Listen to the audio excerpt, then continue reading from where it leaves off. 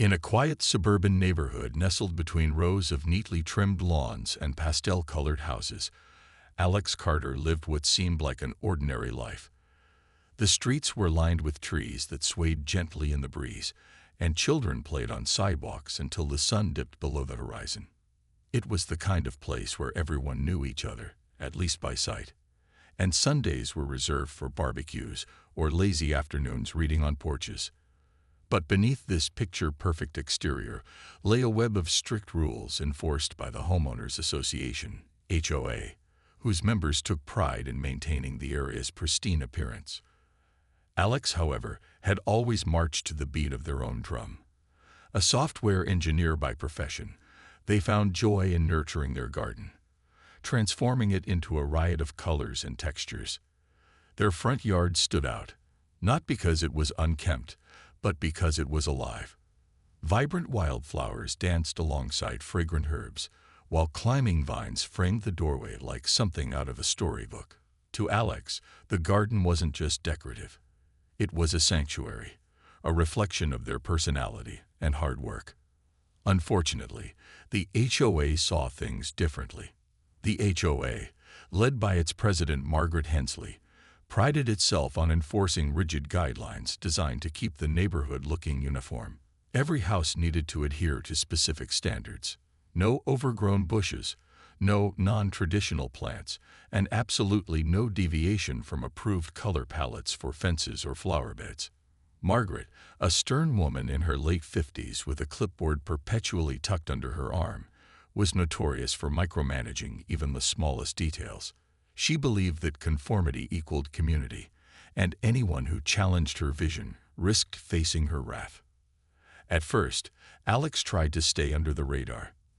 They figured their garden brought beauty to the block, and surely neighbors would appreciate the effort. But soon enough, letters started arriving in the mailbox, official notices from the HOA demanding changes. Remove the wildflowers, one read. Replace the herbs with approved shrubbery, another instructed. Each letter came with a deadline and a warning about potential fines. At first, Alex ignored them, hoping the issue would blow over. When the fines began piling up, though, they realized this wasn't going away anytime soon. Despite the mounting pressure, Alex refused to give in. They had done their research and knew that homeowners retained certain rights despite living in an HOA-governed community. Wildflowers weren't illegal, nor were herbs. And as long as the garden didn't pose a safety hazard, there was little the HOA could legally do beyond sending strongly worded letters. Still, Alex couldn't shake the feeling that something bigger was brewing. Margaret's persistence bordered on obsession, and her icy stares during neighborhood meetings made it clear she wouldn't back down easily. Little did Alex know, their defiance had struck a nerve deeper than they imagined. Margaret viewed their refusal not just as a violation of rules, but as a personal affront to her authority. What started as a simple disagreement over gardening aesthetics was about to spiral into something far more sinister. Behind closed doors, Margaret hatched a plan, one that blurred the lines between right and wrong, and tested how far she was willing to go to assert control. For now, Alex remained blissfully unaware, tending to their garden each weekend, oblivious to the storm clouds gathering overhead. As the days turned into weeks, Margaret Hensley's frustration with Alex grew sharper. The letters and fines hadn't worked. If anything, Alex's garden seemed to flourish even more defiantly. Neighbors whispered about it during morning walks. Some admired the vibrant display, while others nervously glanced at their own yards, wondering if they'd be next on Margaret's list. But for Margaret, this wasn't just about flowers or shrubs anymore. It was about authority, respect, and sending a message that no one could undermine her leadership. Margaret had always been a woman who thrived on control. Her perfectly coiffed hair, spotless blazers, and clipboard were symbols of her unshakable belief in order. To her, rules weren't suggestions. They were sacred laws meant to preserve harmony and value in the neighborhood. And yet, here was Alex, casually flouting those very principles without so much as an apology. Every time Margaret drove past Alex's house, she felt a pang of irritation. That chaotic burst of color clashed with the carefully curated monotony she had worked so hard to maintain. One evening, after another fruitless HOA meeting where members hesitated to back her increasingly aggressive stance against Alex, Margaret decided enough was enough. She retreated to her home office, a room filled with binders labeled minutes, bylaws, and infractions, and began researching options. A quick online search led her to a private security firm specializing in community enforcement. Their website boasted services like patrolling neighborhoods, issuing citations, and even detaining non-compliant residents. Intrigued, Margaret picked up the phone. The man on the other end introduced himself as Greg, the owner of the company. He assured Margaret that his team could handle situations like this discreetly and efficiently. "We'll make sure your resident understands the seriousness of the situation," he said confidently. Margaret didn't ask too many questions about their qualifications or legal standing. All she cared about was results. After hashing out the details over email, she hired them, believing she was finally taking decisive action. What Margaret didn't realize, or perhaps chose to ignore, was that these enforcement officers weren't real police. They wore uniforms designed to look official, carried clipboards, and spoke with authority, but they lacked any actual power to enforce laws. For Greg and his crew, it was all about intimidation.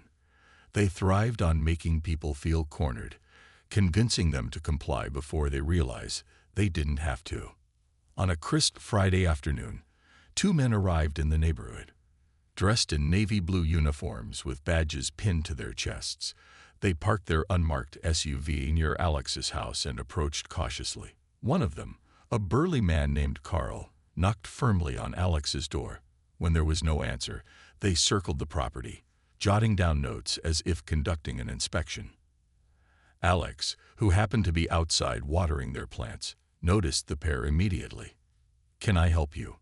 Alex called out, setting down the hose. Carl flashed a tight smile. "We're here on behalf of the HOA. You've been non-compliant with multiple notices, and we need you to come with us." Alex blinked, caught off guard. "Come with you? Where?" "To the processing center," Carl replied matter-of-factly, gesturing toward their vehicle. "It's standard procedure." Alex frowned, stepping back instinctively. Something about the situation felt off. These men didn't introduce themselves properly, and their tone carried an unsettling edge. "I'm not going anywhere," Alex said firmly. "And unless you can show me proof that you're authorized to do this, I suggest you leave my property." The standoff began to draw attention. Across the street, Mrs. Thompson peeked through her curtains, clutching her teacup. Two kids riding bikes slowed down to watch the commotion. Even the usually aloof Mr. Jenkins paused mid-lawn mowing to see what was happening. As tensions mounted, Alex couldn't shake the feeling that this encounter was only the beginning of something far more complicated and dangerous than a disagreement over wildflowers. The air grew thick with tension as Alex stood their ground, refusing to budge an inch.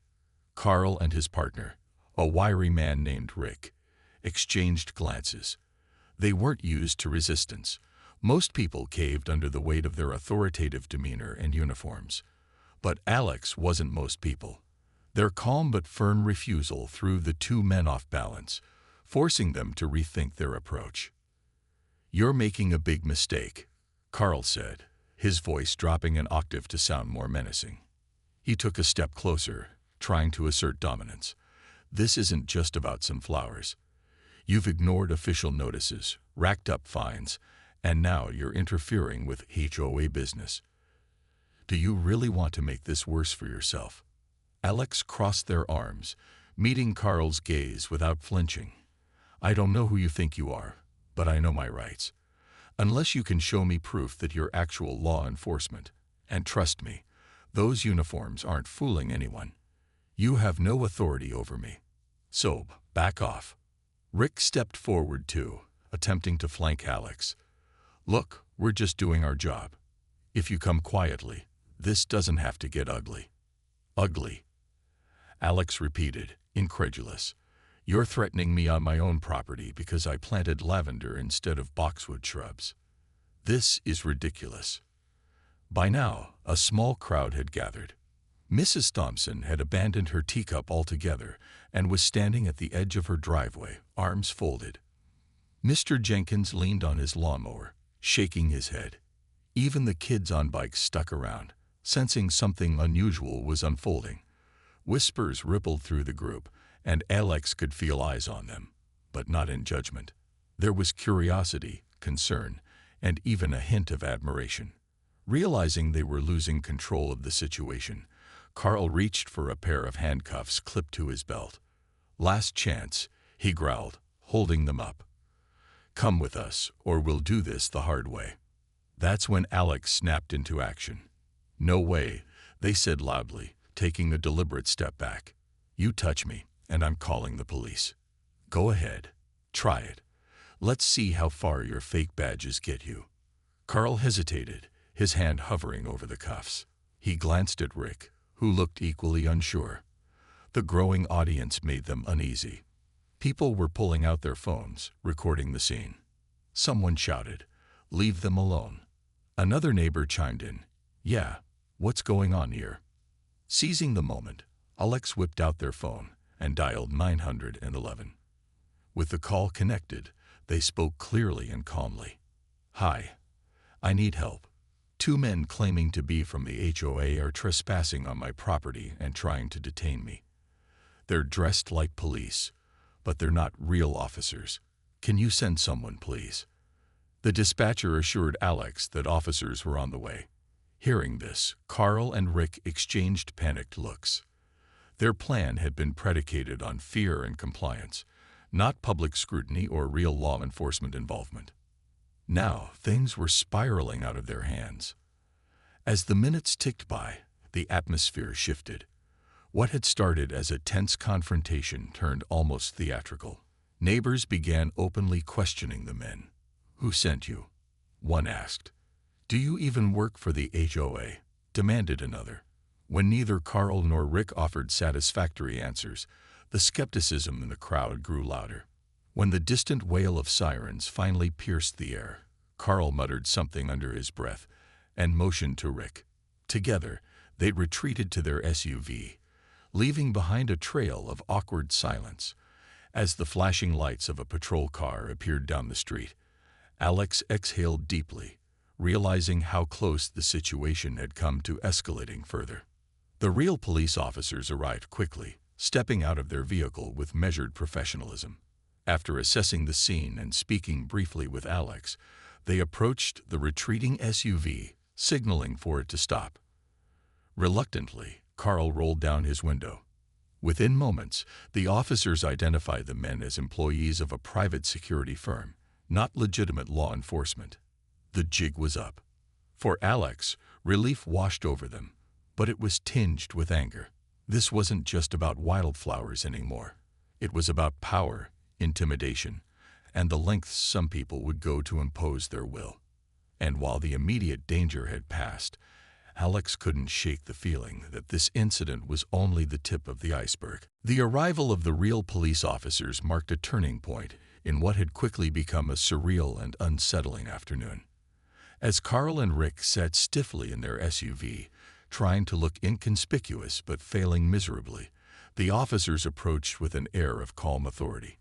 One officer leaned down to speak to Carl through the rolled-down window while the other scanned the scene, taking note of the growing crowd of neighbors still gathered nearby. "Can I see some identification?" the first officer asked, his tone polite but firm. Carl fumbled for his wallet, producing a driver's license that clearly identified him as an employee of a private security firm, not law enforcement. When pressed about their uniforms and badges, Carl stammered, claiming they were standard issue for their job and insisting they hadn't broken any laws. The second officer raised an eyebrow at this explanation, jotting notes on a small pad. Meanwhile, Alex stood off to the side, explaining the situation to the other officer. They recounted everything: the letters from the HOA, the fines, and how these 2 men had shown up uninvited, demanding Alex accompany them under false pretenses. Alex also mentioned the handcuffs, a detail that made the officers exchange a glance. Impersonating police officers was no small matter, and the implications of such behavior were serious. Curious neighbors lingered, eager to hear what would happen next.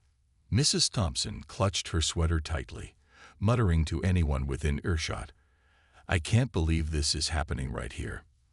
Mr. Jenkins nodded grimly, his usual disinterest replaced by visible concern. Even the kids who had been riding bikes earlier were now sitting cross-legged on the sidewalk, watching the drama unfold like it was a live-action movie. Back at the SUV, the officers finished questioning Carl and Rick and informed them they'd be issued citations for impersonating law enforcement, a misdemeanor offense.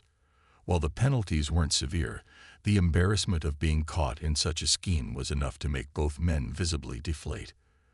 Without further protest, they drove away, leaving behind a cloud of dust and unanswered questions. With the immediate threat neutralized, the officers turned their attention to Alex. "You handled yourself well," one of them said reassuringly. "But if something like this happens again, don't hesitate to call us immediately. Those guys crossed a line, and we'll make sure it's documented." Feeling a mix of relief and lingering frustration, Alex thanked the officers before returning to their garden. But the incident wasn't over, not by a long shot. Word of what had happened spread like wildfire through the neighborhood. By evening, text messages and phone calls buzzed between residents, piecing together the story. Some expressed outrage, others disbelief, and a few admitted they'd suspected the HOA might resort to extreme measures someday. What started as a personal dispute between Alex and Margaret had morphed into something much bigger, a reckoning for the entire community. Determined to hold the HOA accountable, Alex decided to dig deeper. They reached out to friends who understood legal matters and discovered that hiring private security to intimidate homeowners could constitute harassment. Armed with this knowledge, Alex drafted a formal complaint against the HOA, naming not only Carl and Rick, but also Margaret Hensley herself. After all, someone had authorized their actions, and Alex was certain it was her. The following day, Alex shared copies of the complaint with several neighbors, hoping to rally support. To their surprise, many were willing to back them. For years, Margaret's iron-fisted rule had left people feeling powerless, but now, seeing Alex stand up to her inspired others to do the same. One neighbor revealed she'd received similar threats over holiday decorations. Another confessed he'd been fined unfairly for painting his mailbox a shade of blue deemed non-compliant. Slowly but surely, cracks began to form in Margaret's carefully constructed facade. As news outlets caught wind of the story, reporters descended upon the quiet suburb, eager to uncover the truth. Cameras appeared on front lawns, microphones were thrust toward residents, and headlines blared phrases like "HOA gone rogue" and "fake cops target homeowners." Margaret, once so confident in her authority, suddenly found herself scrambling to defend her decisions. She called emergency meetings, attempting to downplay the incident as a miscommunication, but the damage was done. For Alex, the whirlwind of attention was overwhelming yet validating. It confirmed what they'd known all along. Standing up for oneself, even against seemingly insurmountable odds, could spark meaningful change. But as they watched Margaret squirm under the spotlight, Alex couldn't help but wonder if this was just the beginning of a larger fight. The days following the incident felt like a whirlpool of activity for Alex and their neighbors. With the story making headlines in local newspapers and online forums, the quiet suburb suddenly became the talk of the town. Reporters camped outside Margaret Hensley's house, eager to get her side of the story, while social media buzzed with opinions about the HOA's overreach. For many residents, this was the first time they realized just how far Margaret had been willing to go to enforce her rules, and it left them feeling uneasy. Alex, however, wasn't resting on their laurels. Determined to see justice served, they hired a lawyer named Sarah Chen, known for her expertise in property law and civil rights cases. Sarah was sharp, no-nonsense, and had a reputation for taking on powerful opponents. During their initial meeting, Alex laid out everything: the fake cops, the intimidation tactics, and the years of unchecked authority wielded by the HOA board. Sarah listened intently, nodding as she flipped through documents Alex had gathered: letters, emails, and even screenshots of text messages from concerned neighbors. "This isn't just about you anymore," Sarah said after reviewing the materials. "It's about holding an organization accountable when it abuses its power. If we play our cards right, this could set a precedent for other communities dealing with similar issues." With Sarah's guidance, Alex filed a lawsuit against the HOA, alleging harassment, emotional distress, and violation of constitutional rights. The legal process moved swiftly, thanks to the overwhelming evidence Alex had collected over the years. Subpoenas were issued, depositions scheduled, and boxes of discovery documents exchanged between lawyers. It didn't take long for damning details to surface. During the discovery phase, Sarah uncovered a series of internal emails between Margaret and Greg, the owner of the private security firm. In one particularly incriminating message, Margaret explicitly instructed Greg to use whatever means necessary to bring Alex into compliance. Another email outlined plans to escalate enforcement actions against other problematic homeowners if Alex didn't back down. These communications painted a chilling picture of premeditated intimidation, a calculated effort to instill fear rather than foster cooperation. As the case gained momentum, Margaret's carefully crafted image began to crumble. Once revered, or at least tolerated, as a strict but fair leader, she now faced accusations of corruption and abuse of power. At an emergency HOA meeting called to address the backlash, tempers flared among members. Some defended Margaret, arguing that Alex's defiance had forced her hand, while others openly criticized her methods. One longtime resident stood up and declared, "This isn't leadership, it's tyranny. We deserve better." Margaret, visibly rattled, tried to deflect blame onto the private security firm. "They assured me they were qualified professionals," she insisted during a tense interview with a local news station. "I never intended for anyone to feel threatened." But her excuses rang hollow, especially when footage surfaced of Carl and Rick admitting on camera that they'd acted under Margaret's direct orders.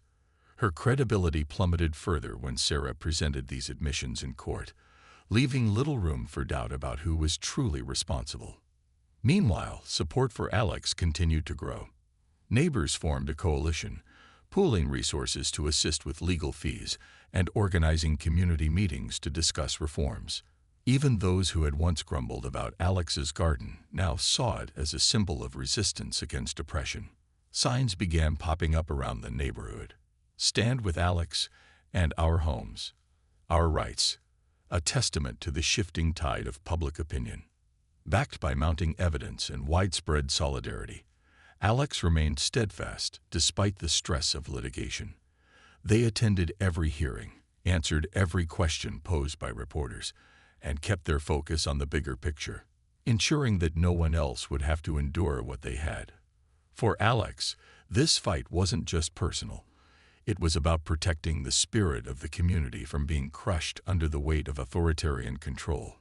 By the time closing arguments rolled around, the courtroom was packed with spectators. Friends, neighbors, and curious onlookers filled the benches, eager to witness the outcome of a case that had captured national attention. As Sarah delivered her final remarks, her voice echoed with conviction. "This is not just about wildflowers or fines," she said. "It's about accountability, transparency, and the right of every individual to live free from harassment and intimidation." When the judge finally rendered a verdict weeks later, it was clear that justice had prevailed, but the road ahead promised changes that would reshape the neighborhood forever. The courtroom fell silent as the judge prepared to deliver the verdict. Every eye in the room was fixed on the bench, anticipation hanging heavy in the air. Alex sat upright, their hands clasped tightly together, trying to steady their breathing. This moment wasn't just about them anymore. It was about every neighbor who had ever felt powerless against the HOA's iron grip. It was about proving that no one, not even an organization cloaked in authority, could trample over individual rights without consequence. When the judge finally spoke, her voice carried a weight that echoed through the packed room. After careful consideration of the evidence presented, she began, pausing briefly for emphasis. This court finds in favor of the plaintiff, Alex Carter. A collective gasp rippled through the gallery before erupting into murmurs of disbelief and relief. The HOA, and Margaret Hensley specifically, had been found guilty of harassment, abuse of power, and violating Alex's constitutional rights. But the judge wasn't done yet. Her ruling went beyond mere vindication. It included substantial damages awarded to Alex for emotional distress and legal fees. More importantly, she mandated sweeping reforms within the HOA. These included stricter oversight of third-party contractors, mandatory training for board members on legal boundaries, and greater transparency in decision-making processes. Any future enforcement actions would require clear documentation and approval from independent mediators to prevent another situation like this from occurring. Margaret, seated at the defendant's table, looked pale and shaken. For years, she had operated under the belief that her rules were absolute, her authority unquestionable. Now, stripped of her veneer of invincibility, she resigned from her position as HOA president later that week. Her departure marked the end of an era, but also the beginning of something new. In the weeks that followed, the neighborhood underwent a transformation.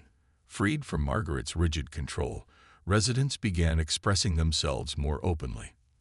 Front yards, once dominated by cookie-cutter shrubs, now featured bursts of color, flower beds, wind chimes, even whimsical garden gnomes. Neighbors who had once avoided each other out of fear or indifference started chatting over fences, sharing stories, and forming connections they never thought possible.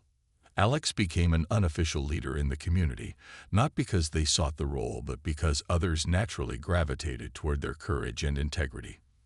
People knocked on their door seeking advice on how to navigate disputes with the HOA or simply to thank them for standing up when no one else dared.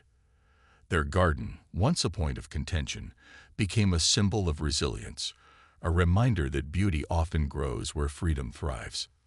Meanwhile, the coalition of neighbors continued pushing for change.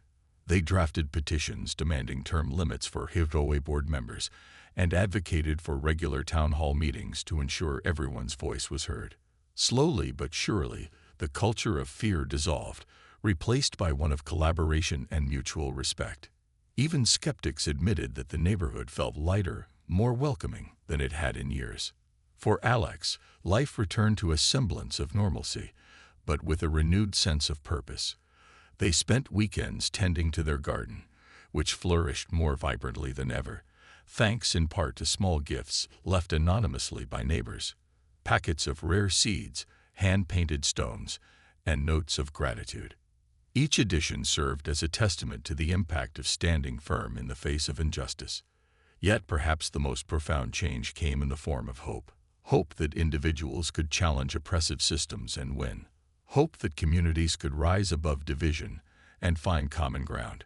And hope that even in the smallest corners of suburbia, acts of defiance could inspire meaningful change. As Alex stood among their blooming wildflowers, watching children play freely in the streets, they couldn't help but feel proud, not just of what they'd accomplished, but of the brighter future taking root around them. Months after the lawsuit concluded, life in the neighborhood had transformed in ways no one could have predicted. What was once a place defined by rigid rules and silent resentment had blossomed into something entirely different, a community where individuality wasn't just tolerated but celebrated. Alex's victory over the HOA became more than just a legal win. It sparked a movement that rippled far beyond their quiet suburb. Alex's garden remained the heart of this transformation. The vibrant wildflowers, fragrant herbs, and climbing vines now drew admiration from passersby instead of disapproving glances. Children loved playing hide-and-seek among the tall sunflowers, while neighbors often stopped by to chat or ask gardening tips. One day, someone left a handmade sign at the edge of the yard that read, "Welcome to Freedom Garden." It stuck, becoming both a nickname for Alex's property and a metaphor for the changes sweeping through the neighborhood. The HOA itself underwent a dramatic overhaul. With Margaret gone and the court-ordered reforms in place, new leadership emerged. People genuinely committed to fostering harmony rather than enforcing conformity. Monthly meetings, once dreaded as lectures on trivial infractions, turned into lively discussions about improving communal spaces and organizing events. A summer block party, complete with food trucks and live music, marked the first major gathering under the HOA's fresh direction. For many residents, it felt like reconnecting with old friends they hadn't realized they'd missed. Word of Alex's story spread beyond the neighborhood, capturing attention nationwide. Local news outlets revisited the case periodically, highlighting how one person's courage had inspired others to challenge oppressive systems. Online forums buzzed with praise for Alex, and soon enough, invitations began arriving. From podcasts eager to share their tale to advocacy groups seeking advice on fighting similar battles. At first, Alex hesitated, unsure if they wanted to step into the spotlight. But after some reflection, they agreed, recognizing the importance of sharing their experience to help others. One particularly memorable appearance came when Alex spoke at a national conference for homeowners' rights. Standing on stage, microphone in hand, they recounted every twist and turn of their journey, from receiving threatening letters to facing down fake cops, and finally, to achieving justice. Their message resonated deeply with the audience. Change starts small, Alex said during their closing remarks. It begins with standing your ground, even when you're scared. It grows when others join you. And it succeeds when we remember that communities are built not on rules, but on respect. Back home, Alex's newfound role as an advocate brought unexpected joys. Strangers reached out with stories of their own struggles against overbearing HOAs or landlords, asking for guidance. Some sent photos of their gardens, inspired by Alex's example, as proof that beauty could thrive despite restrictions. Others credited Alex with giving them the courage to speak up when they felt powerless. These connections reminded Alex that their fight had touched lives far beyond their little corner of the world. As seasons changed, so did the neighborhood. New families moved in, drawn by its reputation as a welcoming, inclusive community. Older residents who had long kept to themselves started participating in group activities, finding joy in shared experiences. Even Mr. Jenkins, who used to grumble about everything, became known for baking pies for potluck dinners. The sense of unity was palpable, a stark contrast to the tension that had once defined the area. For Alex, the journey came full circle one crisp autumn morning.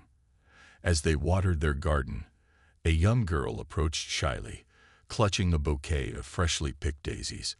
"My mom says you're a hero," she said softly, offering the flowers. Alex smiled, kneeling down to her level. "I'm just someone who stood up for what I believed in," they replied. "But maybe you'll do the same someday." That evening, as Alex sat on their porch watching the sunset paint the sky in hues of orange and pink, they reflected on how far they, and the neighborhood, had come. What started as a simple act of planting flowers had grown into something extraordinary, a testament to resilience, solidarity, and the enduring power of standing up for oneself. And though challenges would inevitably arise again, Alex knew the community was stronger now, ready to face whatever came next, together.